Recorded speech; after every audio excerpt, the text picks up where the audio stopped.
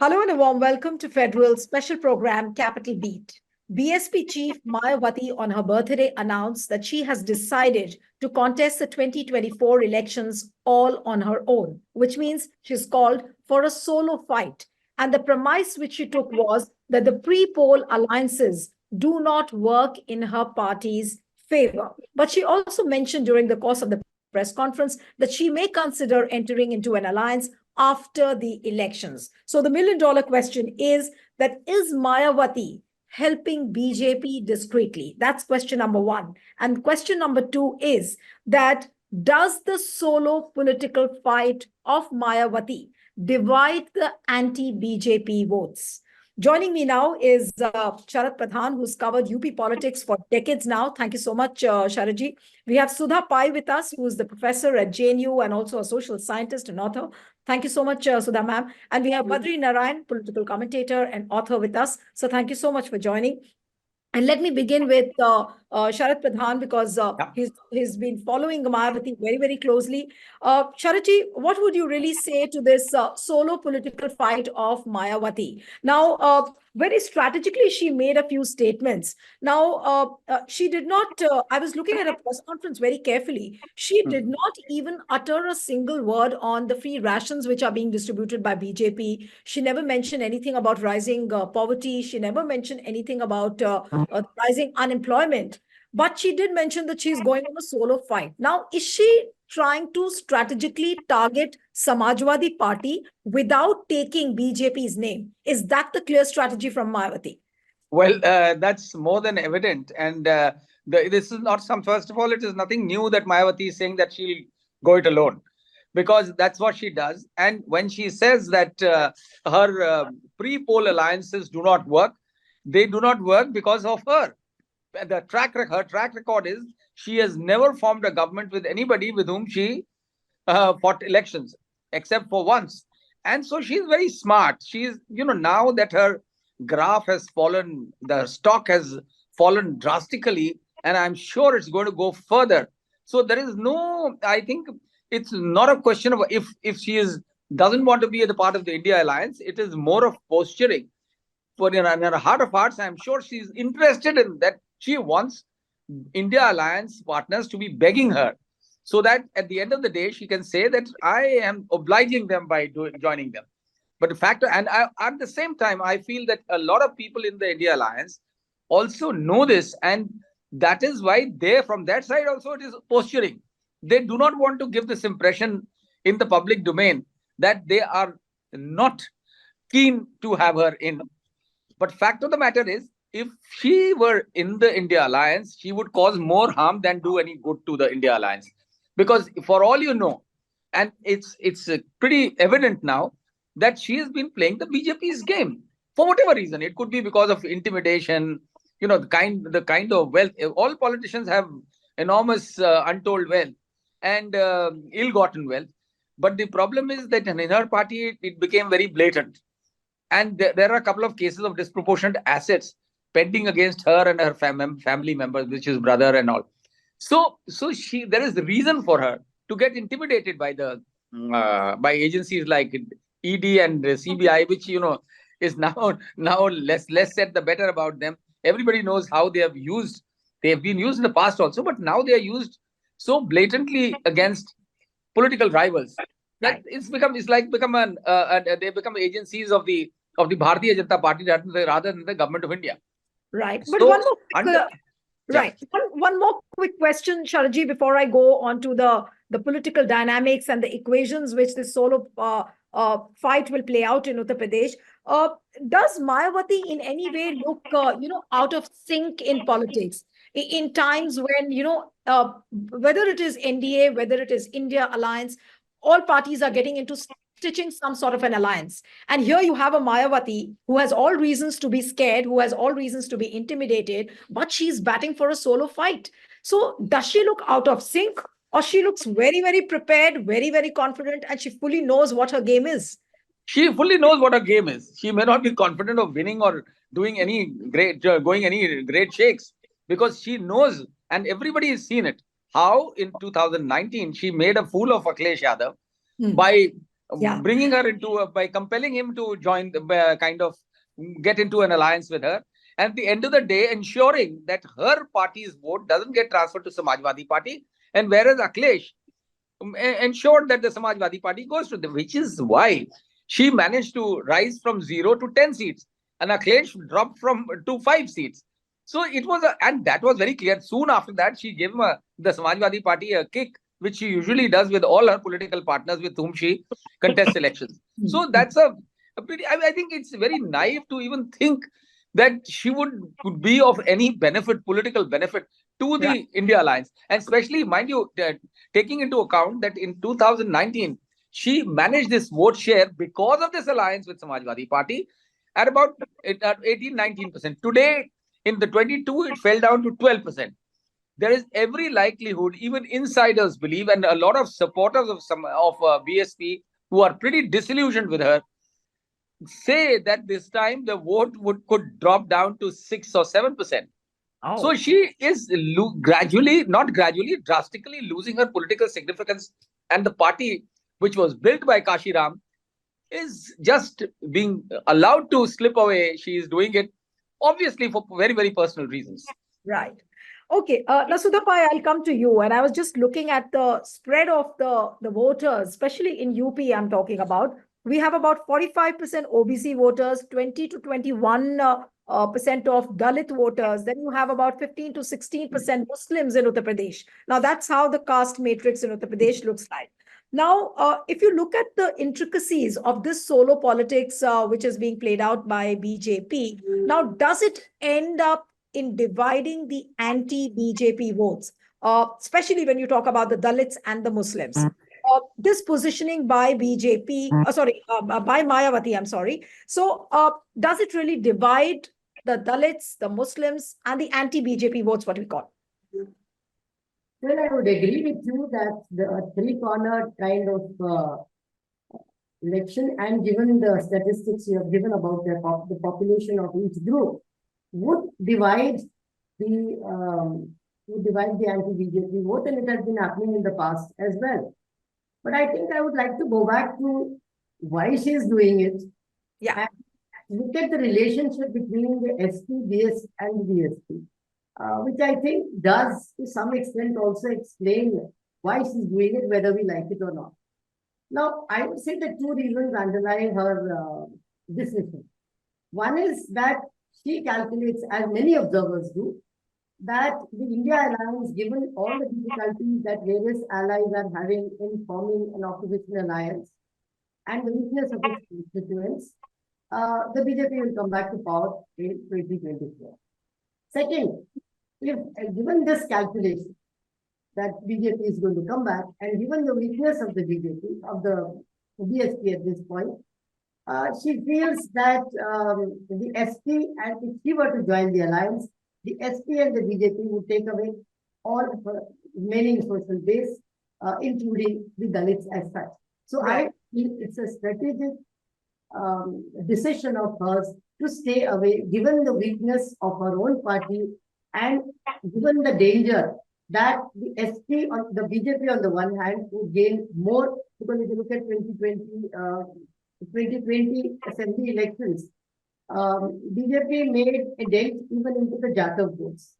And she's also afraid that the SP, which has been a resurgent SP, one could say, in the 2020 elections, and angry with her for, as was just mentioned, for what happened in 2019, would try and gain the a section of the Dalits as such.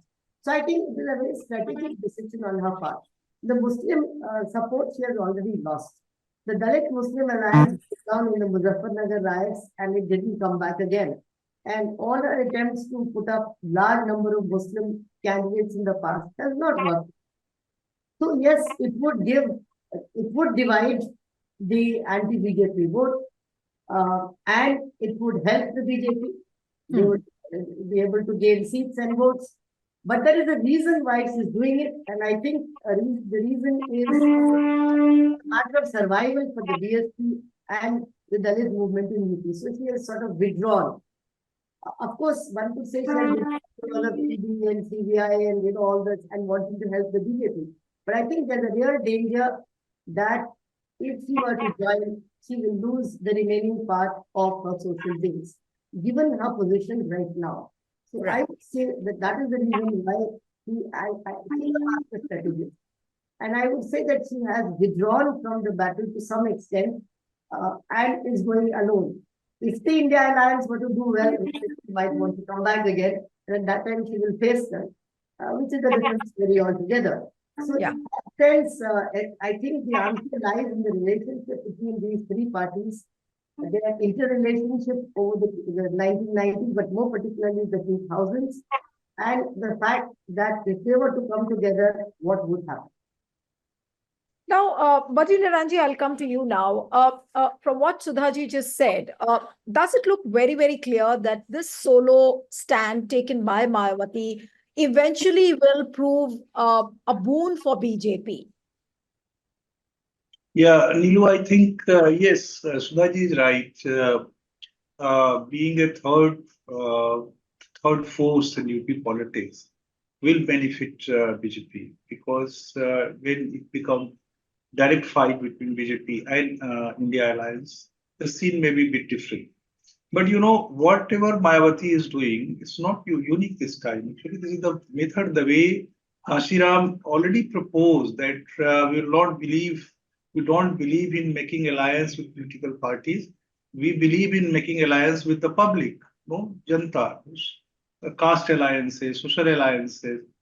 So, but Mayawati is working on the same line, but अब दुकान में सामान कम हो गया है, now that पहले सामान था तो लोग आते थे. Now the people may not come, and that may be, but the method, you're using. but the method is the same.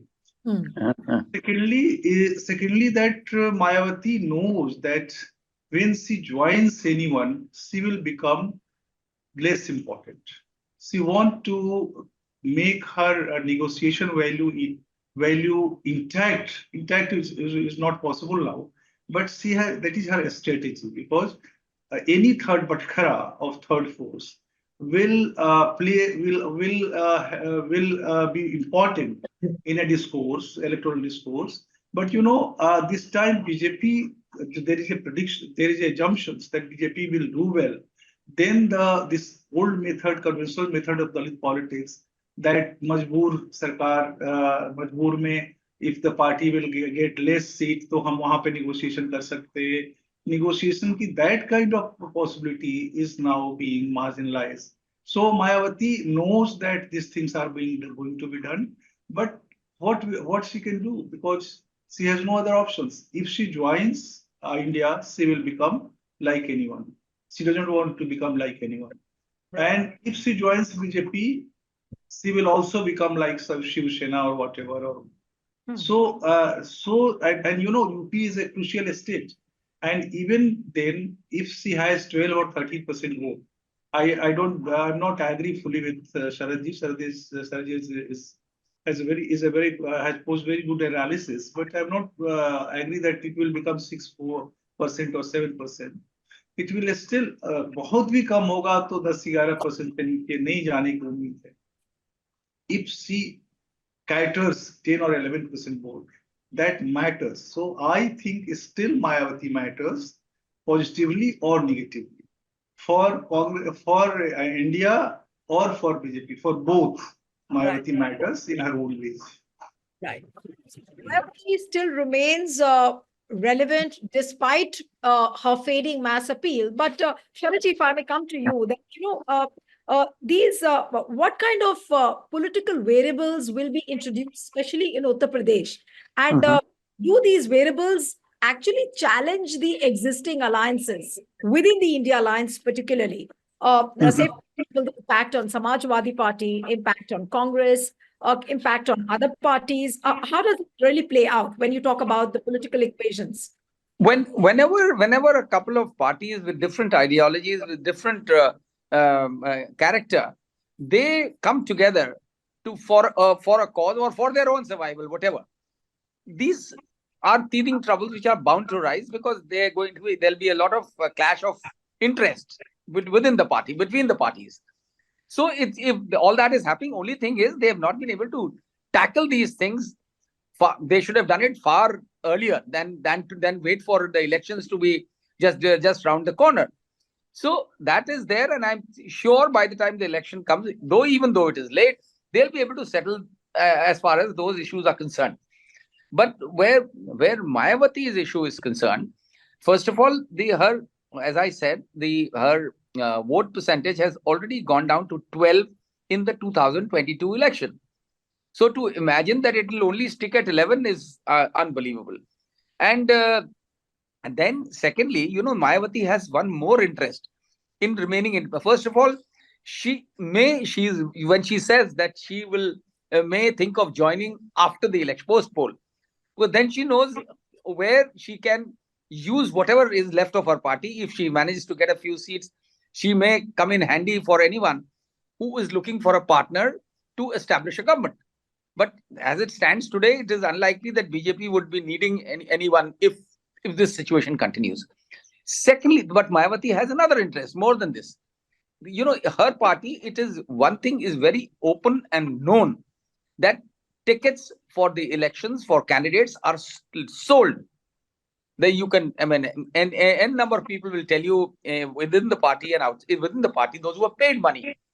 So and of course the rate has come down drastically because as Dr. Badrinayan said कि दुकान में सामान कम है और अब तो display के भी नहीं है, अंदर भी सबको कम है.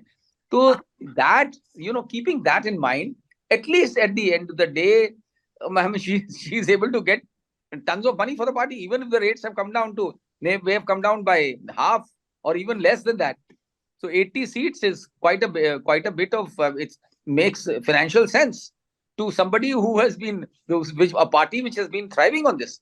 Right. And till this hers, at least at the moment, maybe in the next election, the stock is even gone lower when it will not be possible for her to demand these kind of things. So I think that is could be her limited interest. Right. Otherwise, we have seen how, after the election, if supposing she gets seats because of the alliance, she'll gain. If she remains in the alliance, is likely to gain. But what will happen after that? India Alliance will have to keep begging her, and she would, in case India Alliance is in any position. Otherwise, she'll give them a kick, which she has done in the past, not one, so many times. Right.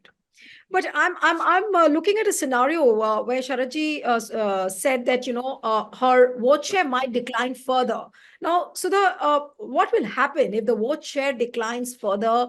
What happens to the future of BSP? Of course, now she's chosen her nephew as her successor, Akash Anand, and but is she not worried about the depleting vote share of BSP? What happens if it goes further down than 12%?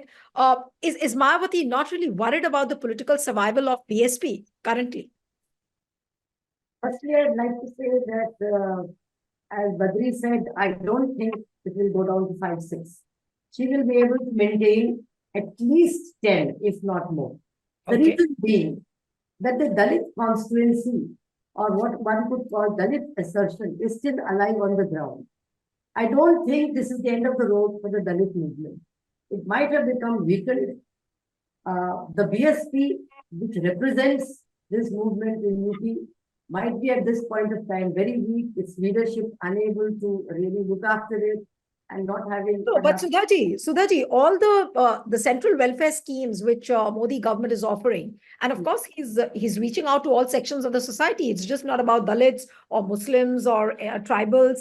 He's reaching out to all sections of the society. So when you have a potentially powerful central welfare scheme, then don't you think that that's really going to impact the vote share? Yeah, I agree with you, but caste will still remain important. And I think what we call the Dalit constituency, or what, as I've mentioned, Dalit assertion on the ground will remain. I don't think, even if the BSP were to disappear, Dalit assertion would still remain. The BSP could become, like the Dalit Panthers. Right. Without organization, but still a party which has achieved a great deal in the sense of having provided dignity and self-confidence to Dalits. Why do Dalits vote for different parties today? Because they have the confidence to do so. I don't think they would have had the confidence in the past to do so. So I don't think the Dalit vote is going to disappear and the Dalit movement is going to disappear. I think here a bit of history will help us. You see, the Dalit movement, if you look at it, look at the RPI. When the RPI came up in the 1960s, the Congress was a very, very strong force.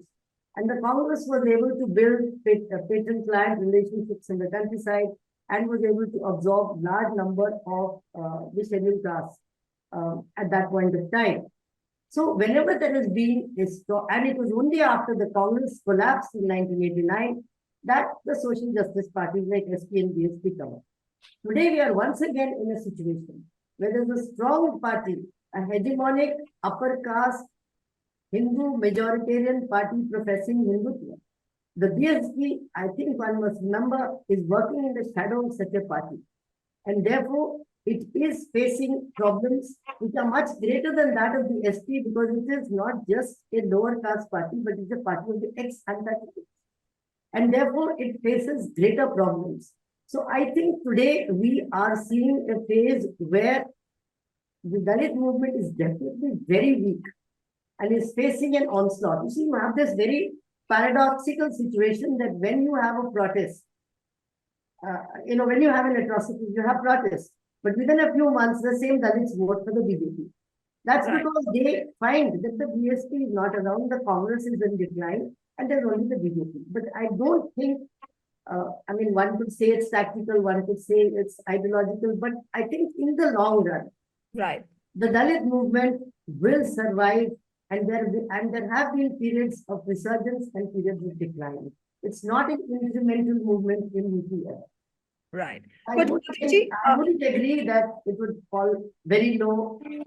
Her stock may go down. New leaders may come up. Right.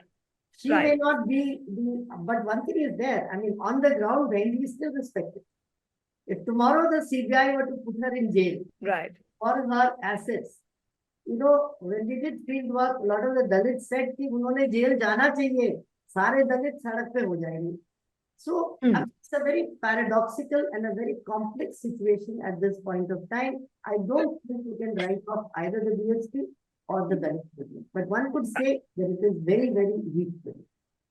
Right. So Dalit movement does seem to weaken, but there is a paradox, Badri Narayanji, and if you could explain, and especially, the central focus point of today's discussion was that Mayawati's solo stand, does it divide the anti-BJP votes?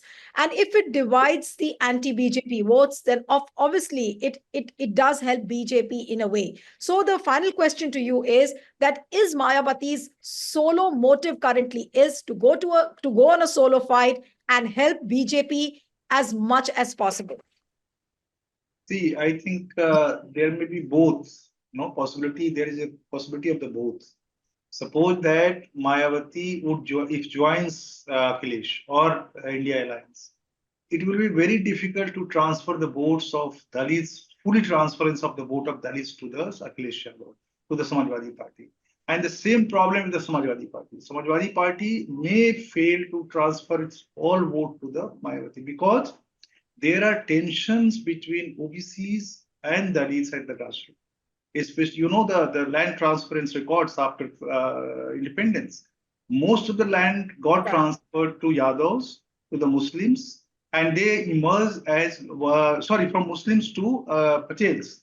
Muslims lost, Thakur lost lands, and the Yadav, there is a akada, I'll show sometime this other which akada to you.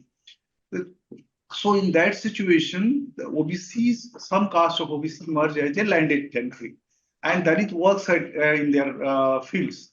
So everyday tensions and struggles, conflicts are there. Because of that, the alliance between Samajwadi Party and Kashiram failed that time. Sripatiya case, no? It's a very famous Sripatiya case. So, and Kashiram told that time, he understood this problem. So this problem still exists. You may remember the last election when they both contested together. There was a lot of problem in creating chemistry between the base vote of the both political parties.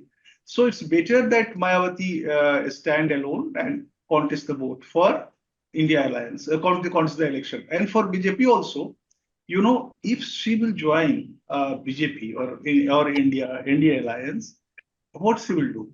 Because her base vote will move towards BJP, and for that it's a better for her to stand as a third force, because to save whatever the sampati capital which she has, there is a compulsion, political compulsion for Mayawati to contest a third force. Otherwise, because as you said, the movement of Dalits towards BJP because of the government beneficiary consciousness, no? Beneficiary consciousness are emerging day by day among Dalits, among OBCs. It works beyond caste, and it brings many it is directing various communities towards BJP.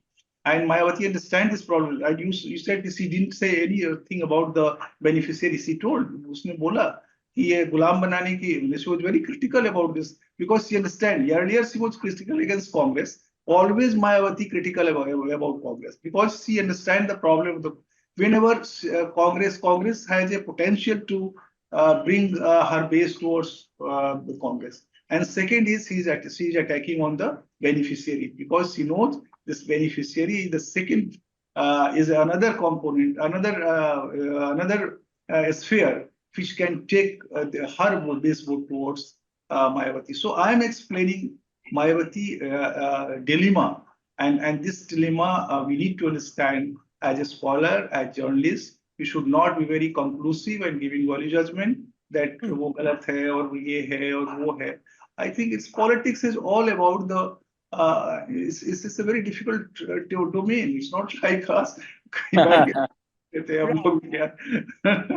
Sorry. Yeah, so it's very clear that she's taken an intelligent stand by going solo, and she will end up, of course, in a triangular fight, which eventually will benefit BJP. But to say that Mayawati has become irrelevant, I think that would be slightly immature. She will keep both India Alliance and the BJP on the tenterhooks till the 11th hour, and and she will ensure that people do discuss Mayawati on the election day big time. Thank you so much, Badri Naranji, Sudha Pai, Sharad Pradhan. Thank you so much for joining. you. And one appeal to the viewers who are watching this discussion: subscribe to our channel, send us a feedback, and stay tuned to The Federal. Thank you.